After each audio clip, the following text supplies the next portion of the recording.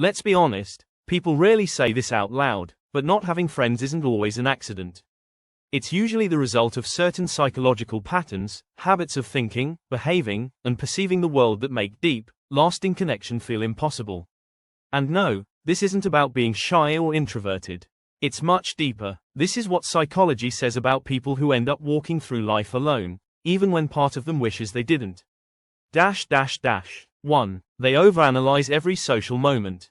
People who struggle with friendships often do one thing constantly: they think too much. They replay conversations over and over, wondering if they sounded weird, wrong, awkward, or boring. They dissect every tone, every gesture, every pause. This comes from hyper self-awareness, a state where your brain monitors itself so intensely that you can't relax enough to bond with anyone. It's not coldness, it's tension, and people feel that. You're stuck analyzing the moment instead of being in it. 2. They have a low tolerance for fake behavior.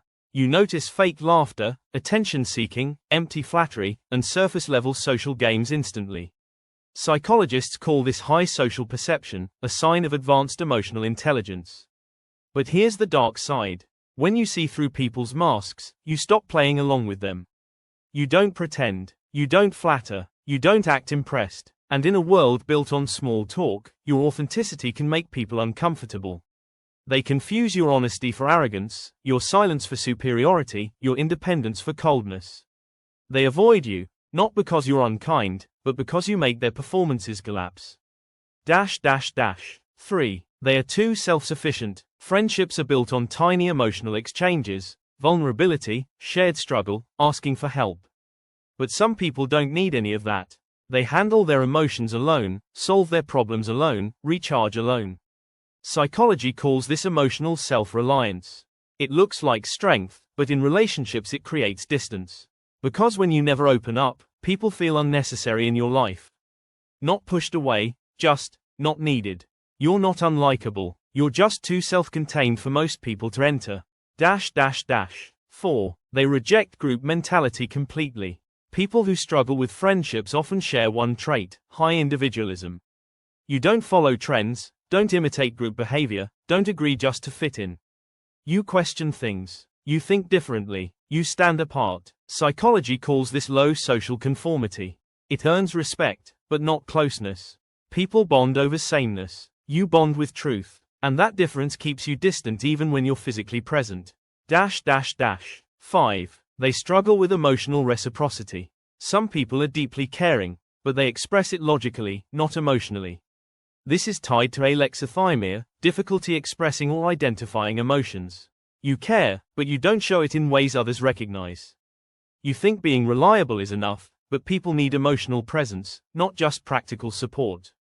So they quietly drift, not because you're cold, but because they don't feel seen. The painful truth. Most people without friends didn't lose them all at once.